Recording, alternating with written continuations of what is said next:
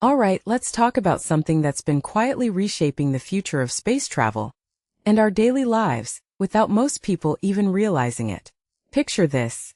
A rocket launching 29 satellites into orbit, but not just any satellites. These are Starlink satellites, and they're part of a mission that's happening more frequently than you might think. Now, here's what really fascinates me. SpaceX isn't just launching satellites anymore. They're building a global internet infrastructure that could redefine how we connect to the world. But why does this matter? Well, if you've ever struggled with spotty Wi-Fi in a remote area, or if you're someone who relies on stable internet for work, education, or even emergency services, this is a game changer. And yet, the public conversation around Starlink often misses the bigger picture. It's not just about faster internet. It's about creating a new kind of digital sovereignty, one that's less dependent on terrestrial networks and more on orbits above us. That's wild when you think about it. What does that mean for countries that currently have limited internet access?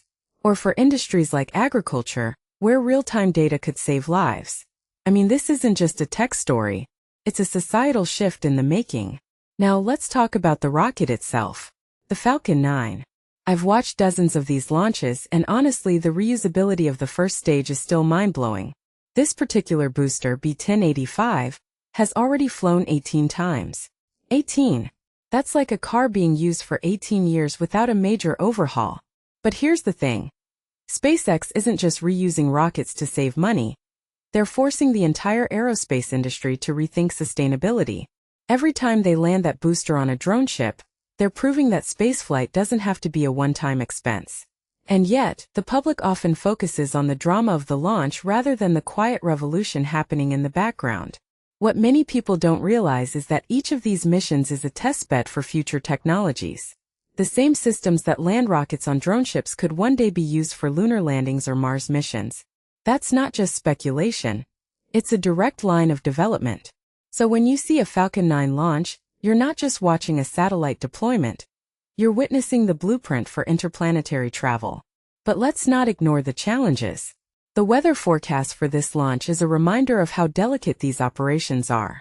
A 90% chance of good conditions at the start of the window drops to 75% as the day progresses. Why does that matter? Because even a single cumulus cloud can delay a launch, and delays cost money. But here's the deeper implication. SpaceX is operating in a world where the margins for error are razor thin.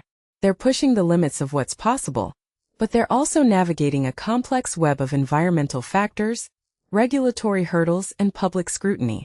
And yet, they keep doing it. That resilience? That's what makes this company so compelling. It's not just about engineering. It's about willpower.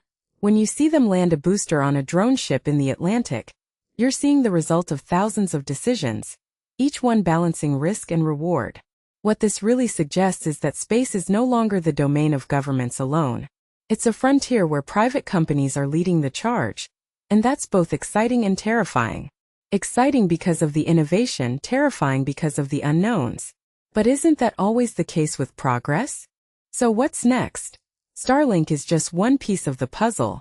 The 72nd flight of these satellites this year means SpaceX is on track to deploy thousands more in the coming years. But here's the question that keeps me up at night.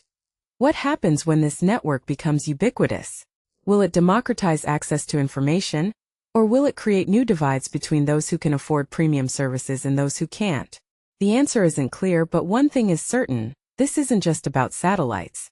It's about power, control, and the future of human connectivity. And that's a conversation worth having, don't you think?